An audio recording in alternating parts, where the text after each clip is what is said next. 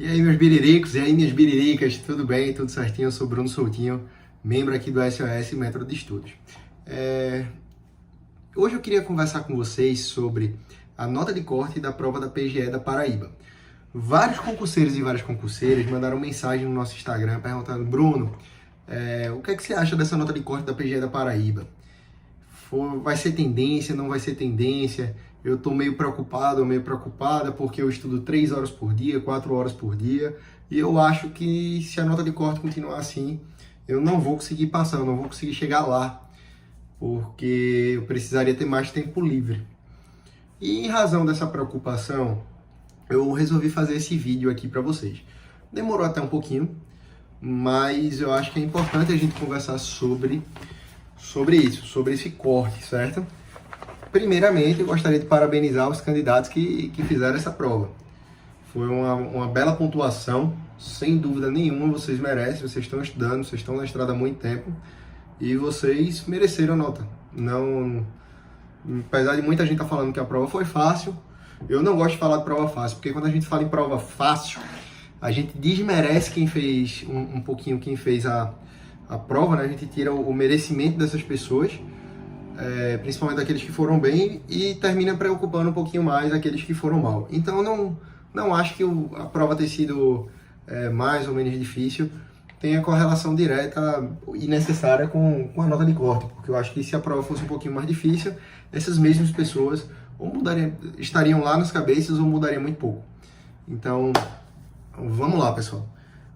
Primeiro detalhe é que foi uma prova CESP, dentro do padrão CESP, com uma prova relativamente de perfil, mas em direito civil a banca fugiu um pouquinho aquilo que ela costuma cobrar.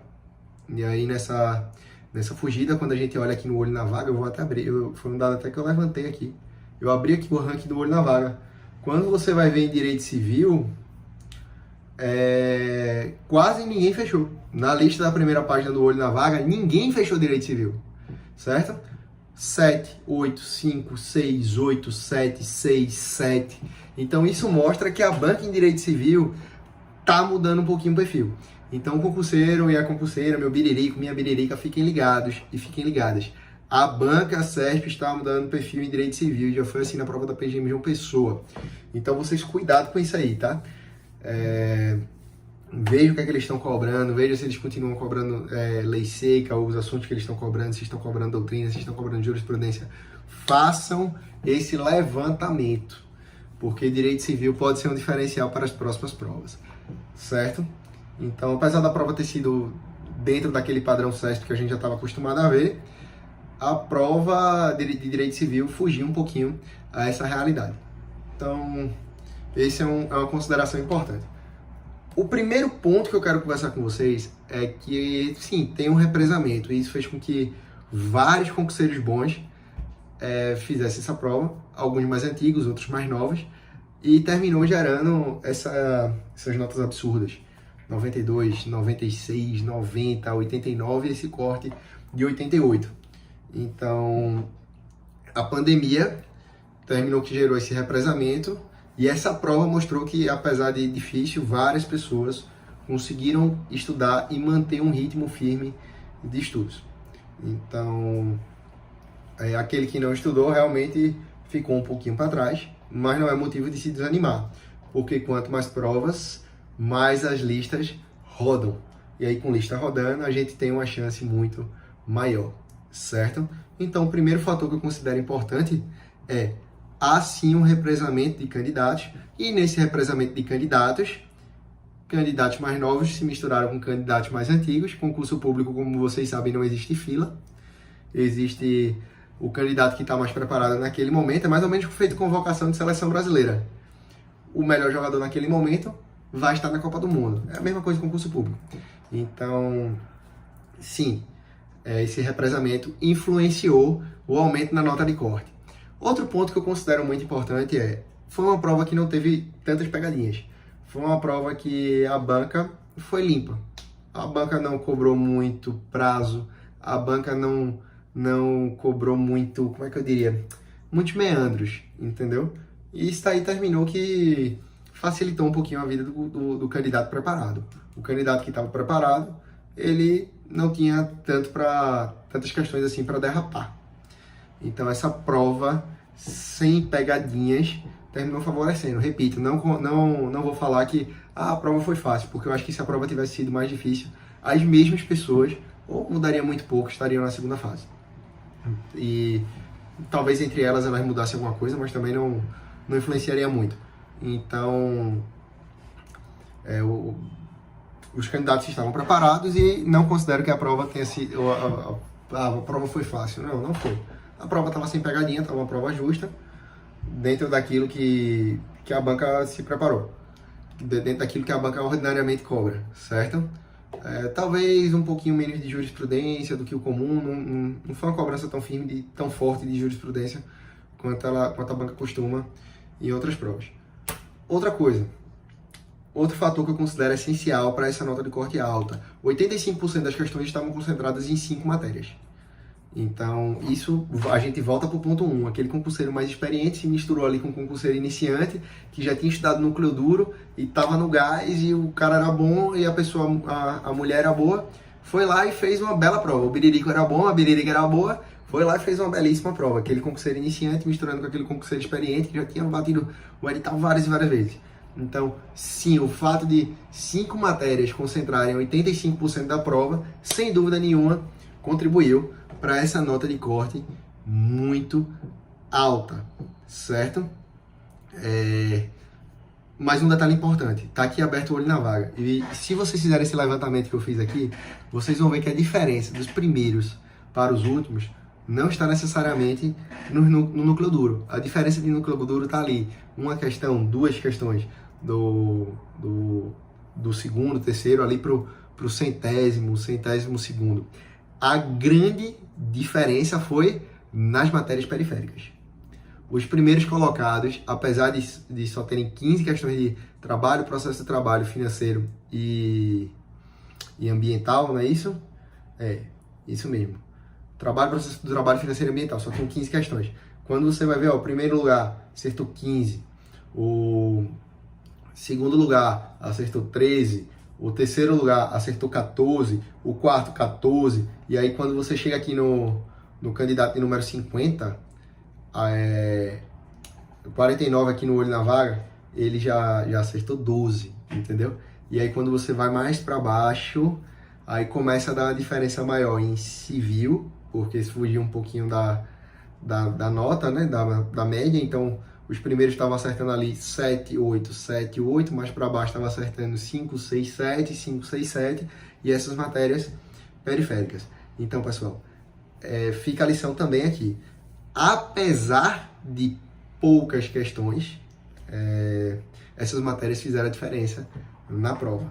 Então, fiquem de olho nisso. Não negligenciem as matérias periféricas. Vejam, o núcleo duro é essencial, mas as matérias periféricas, apesar de pouca gente estar falando nisso, eu considero como um fator relevante e de destaque. Não para você passar de fase. Para você passar de fase, realmente, o núcleo duro foi essencial. O pessoal regaçou no núcleo duro, brocou no núcleo duro, como falam lá em Salvador. Mas, entre as pessoas que estavam brigando por vaga, o critério diferenciador aí foi civil, trabalho, processo de trabalho, ambiental e financeiro. Quem foi bem nessas matérias, quem errou muito pouco, disparou na classificação. Certo? Então, recapitulando, os 4 fatores que eu considero principais. 1, represamento. 2, uma prova sem pegadinhas, uma prova limpa, uma prova dentro daquilo que a banca costuma fazer, cobrando um pouquinho menos de jurisprudência, com civil saindo um pouquinho do perfil daquilo que ela cobra ordinariamente. Uma grande concentração em núcleo duro é o terceiro fator que eu considero. 85% das questões estavam em 5 matérias. E, por fim, a diferença foi nas matérias periféricas mais civil. Essas 5 matériazinhas, apesar de poucas questões, definiram as cabeças, pelo menos na primeira fase, certo? Com relação à segunda fase, pessoal, foi uma reintegração de posse. A banca já tinha cobrado em outra oportunidade, mas o espelho veio muito mais detalhado do que aquele espelho da vez que ela tinha cobrado. Se não me engano, foi na Câmara da Procuradoria Municipal de Boa Vista, alguma coisa, Câmara Legislativa de Boa Vista, ou foi Procuradoria Municipal de Boa Vista. Foi algum concurso lá em Boa Vista, certo? Lá pelo norte. O espelho veio muito detalhado. E aí quando você vai pegar as notas aqui de segunda fase, aí a diferença vai grande. Então isso mostra que hoje o candidato precisa estar preparado para a segunda fase, em especial se elas forem no mesmo dia. Se a banca der ali 2, 3 meses de uma fase para outra, tudo bem, sem problema. Você pode começar a preparação para a segunda fase aí nesse entre provas, entre fases, na verdade, entre provas não, entre fases. Mas pela quantidade de provas que está vindo, vai acontecer do candidato sair embolando uma primeira fase na outra. Então, talvez uma boa estratégia de estudo agora seja você começar a dedicar um tempinho para a segunda fase. Fazer ali um brainstormzinho, ver espelhos mais antigos da banca, certo? Tem uma plataforma muito legal hoje chamada de treinos subjetivos, vai ajudar o candidato e vai facilitar o candidato.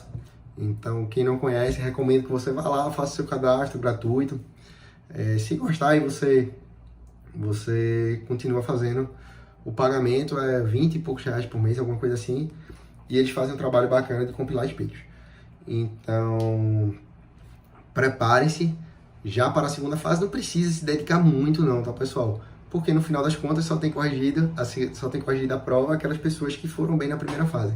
Então, se você ficou muito atrás, tenta melhorar a primeira fase primeiro, foca nisso, foca em crescer. Não desanime, porque de uma prova para outra, quando você faz aquela análise daquilo que você precisa melhorar, mas conseguir manter aquilo que você já está bem, você cresce, certo? Eu acho que é isso, pessoal. Essas são as considerações. Comenta aqui embaixo como é que você foi na prova da Paraíba.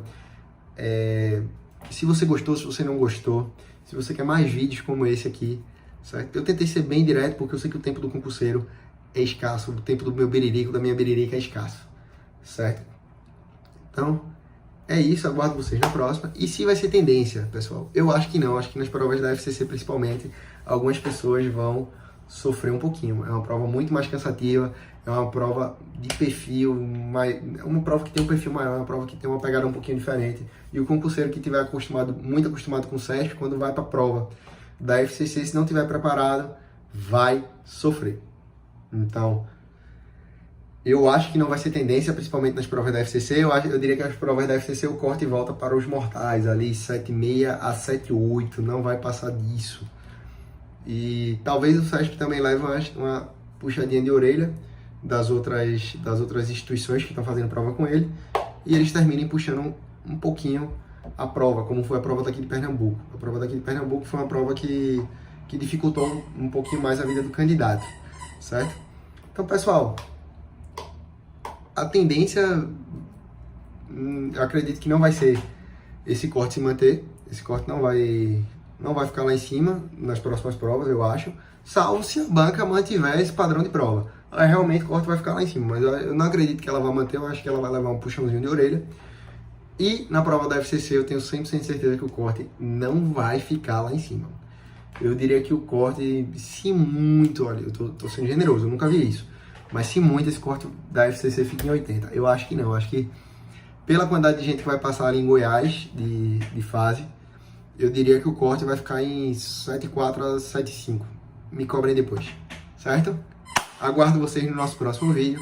Forte beijo, forte abraço. Vamos nessa, meus beriricos. Vamos nessa, minhas beriricas.